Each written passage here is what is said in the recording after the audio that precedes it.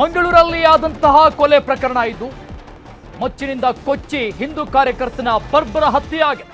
ಮಂಗಳೂರಲ್ಲಿ ಹಿಂದೂ ಕಾರ್ಯಕರ್ತರ ಬರ್ಬರ ಹತ್ಯೆ. ಮಚ್ಚಿನಿಂದ ಕೊಚ್ಚಿ ಸುಹಾಸ್ ಶೆಟ್ಟಿ ಅನ್ನುವಂಥ ವ್ಯಕ್ತಿಯನ್ನ ಹಂತಕರು ಕೊಲೆ ಮಾಡಿದ. ಬಜಿಪೆ ಕನ್ನಿ ಪದವು ಬಡಿ ರಕ್ತ ಹರಿಸಿದ ಡೆಡ್ಲಿ ಗ್ಯಾಂಗ್. ಬಜಿಪೆ ಕಿನ್ನಿ ಪದವು ಬಡಿ ಈ ಒಂದು ಡೆಡ್ಲಿ ಅಟ್ಯಾಕ್ ಆಗಿರುವುದು. ಮಂಗಳೂರಲ್ಲಿ ಆದಂತಹ ಬರ್ಬರ ಹತ್ಯೆ, ಹಿಂದೂ ಕಾರ್ಯಕರ್ತನ ಬರ್ಬರ ಹತ್ಯೆ ಮಾಡಲಾಗಿದೆ. ಮಚ್ಚಿನಿಂದ ಕೊಚ್ಚಿ ಸುಹಾಸ್ ಶೆಟ್ಟಿ ಅನ್ನುವಂಥ ಹಿಂದೂ ಕಾರ್ಯಕರ್ತನನ್ನ ಕೊಲೆ ಮಾಡಲಾಗಿದೆ.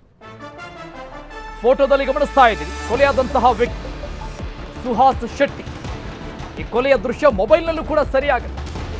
ಫಾಜಿಲ್ ಕೊಲೆ ಕೇಸ್ನ ಪ್ರಮುಖ ಆರೋಪಿ.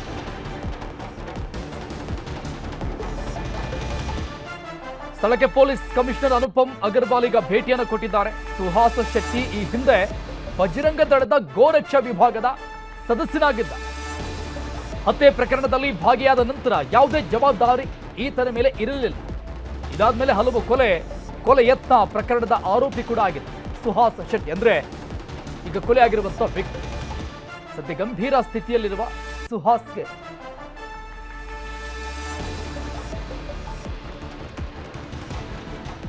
ಕೊಲೆಯ ದೃಶ್ಯ ಮೊಬೈಲ್ನಲ್ಲಿ ಸರಿಯಾಗಿದೆ. ಫಾಜಿಲ್ ಅನ್ನುವಂತ ವ್ಯಕ್ತಿಯ ಕೊಲೆ ಕೇಸ್ನ ಪ್ರಮುಖ ಆರೋಪಿ ಕೂಡ ಆಗಿದ್ದ ಸುಹಾಸ್.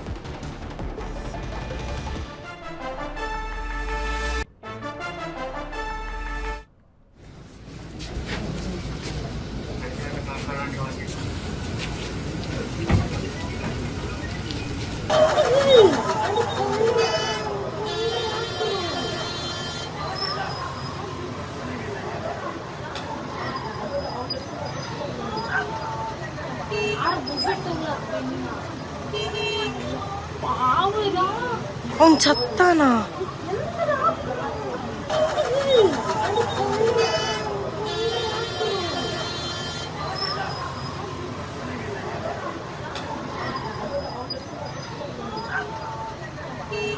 ಇದು ಕೊಲೆಯ ಭೀಕರ ದೃಶ್ಯವನ್ನ ನೋಡ್ತಾ ಇದ್ದೀವಿ. ಎದೆ ಝಲ್ಲನಿಸುವಂತಹ ದೃಶ್ಯ ಇದು. ಸ್ಥಳೀಯರು ಮೊಬೈಲ್ನಲ್ಲಿ ಸೆರೆ ಹಿಡಿದಂತಹ ಈ ಒಂದು ದೃಶ್ಯ ನೋಡಿ. ಸುತ್ತಮುತ್ತ ನೂರಾರು ಜನ ಇದ್ದಾರೆ ಸ್ಥಳೀಯರು. ಆದರೂ ಕೂಡ ಒಂದು 7-8 ಜನರ ಗ್ಯಾಂಗ್ ಈ ರೀತಿಯಾಗಿ ಬರ್ಬರ ಹತ್ಯೆ ಮಾಡಿರೋದು. ಮಚ್ಚು ಲಂಗಡಿಂದ ಕೊಚ್ಚಿ ಕೊಂದು ಹಾಕಿದ್ದ ಹಿಂದೂ ಕಾರ್ಯಕರ್ತನ ಬರ್ಬರ ಹತ್ಯೆ ಆಗಿರೋದು. ಈ ಸುಹಾಸ್ ಶೆಟ್ಟಿ ಮೇಲೆ ಒಂದಿಷ್ಟು ಪ್ರಕರಣಗಳು. ಫಾಜಿಲ್ ಅನ್ನೋ ವ್ಯಕ್ತಿಯ ಕೊಲೆ ಪ್ರಕರಣದ ಪ್ರಮುಖ ಆರೋಪಿ ಕೂಡ ಆಗಿದ್ದ. ಬಜಿಪೆಯ ಕಿನ್ನಿ ಪದವು ಬಳಿಯಾದಂತಹ ಭೀಕರ ಹತ್ಯೆಯ ದೃಶ್ಯ ಇದು. ನೋಡ್ತಾ ಇತ್ತು ಯಾವ ರೀತಿಯಾಗಿ ಅಟ್ಯಾಕ್ ಮಾಡಿದ್ದಾರೆ.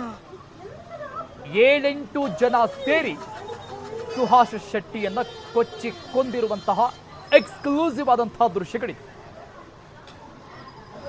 ಈ ಬಗ್ಗೆ ಇನ್ನಷ್ಟು ಡೀಟೇಲ್ಸ್ ಕೊಡ್ತಾರೆ ನಮ್ಮ ಪ್ರತಿನಿಧಿ ಕಿಶನ್ ಶೆಟ್ಟಿ ಲೈವ್ ನಲ್ಲಿದ್ದಾರೆ. ಕಿಶನ್, ಮೊದಲ ಪ್ರಶ್ನೆ ಯಾವ ಕಾರಣಕ್ಕಾಗಿ ಅನ್ನುವಂಥದ್ದು. ಯಾಕಂದ್ರೆ ಈ ಸುಹಾಸ್ ಶೆಟ್ಟಿ ಬ್ಯಾಕ್ ಗ್ರೌಂಡ್ ಅಲ್ಲೂ ಕೂಡ ಒಂದಿಷ್ಟು ಕ್ರೈಮ್ ಚಟುವಟಿಕೆಗಳು ಕಂಡು ಬರ್ತಾ ಇರುವಂಥದ್ದು. ಸಂಪರ್ಕ ಸಾಧ್ಯವಾಗ್ತಾ ಇಲ್ಲ, ಸಂಪರ್ಕಿಸುವ ಪ್ರಯತ್ನ ಪಡ್ತೀವಿ. ಬಜಿಪೆಯ ಕಿನ್ನಿ ಪದವು ಬಳಿ ನಡೆದಂತಹ ಭೀಕರ ಹತ್ಯೆಯ ದೃಶ್ಯವನ್ನ ನೋಡ್ತಾ ಇದ್ದೀವಿ. Live murder ದೃಶ್ಯಗಳಿದು.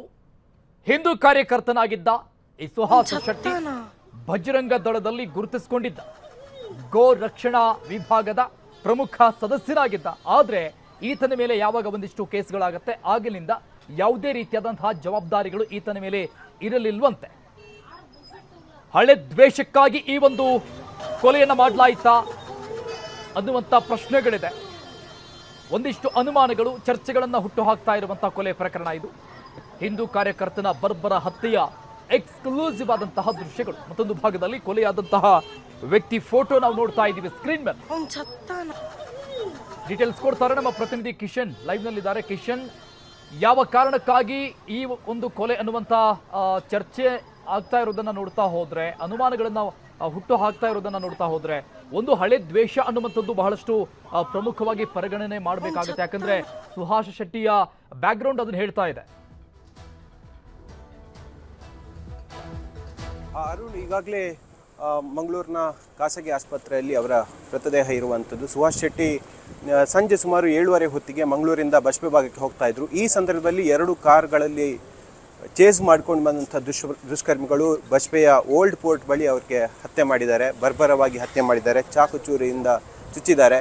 ಈ ಸಂದರ್ಭದಲ್ಲಿ ಸುಹಾಸ್ ಶೆಟ್ಟಿ ಅವರು ಇನ್ನೋವಾ ಕಾರಲ್ಲಿದ್ದರು ಮತ್ತು ಅಲ್ಲಿ ಪಕ್ಕದ ಸೆಲೂನ್ಗೆ ಕಾರನ್ನು ನುಗ್ಗಿಸಿ ತಪ್ಪಿಸಿಕೊಳ್ಳೋಕೆ ಯತ್ನಿಸಿದ್ರು ಕೂಡ ಸುಮಾರು 4 ರಿಂದ 5 ಮಂದಿಯ ತಂಡ ಈ ಕೃತ್ಯವನ್ನು ಮಾಡಿರುವಂಥದ್ದು. ಹಾಗಾಗಿ ನಾವೀಗ ಮಂಗಳೂರಿನ AJ ಆಸ್ಪತ್ರೆಯ ಮುಂಭಾಗದಲ್ಲಿದ್ದೇವೆ. ನೀವು ದೃಶ್ಯಗಳಲ್ಲಿ ಗಮನಿಸ್ತಿದ್ದೀರಿ, ಸಾಕಷ್ಟು ಮಂದಿ ಹಿಂದಿ ಕಾರ್ಯಕರ್ತರು ಇಲ್ಲಿದ್ದಾರೆ.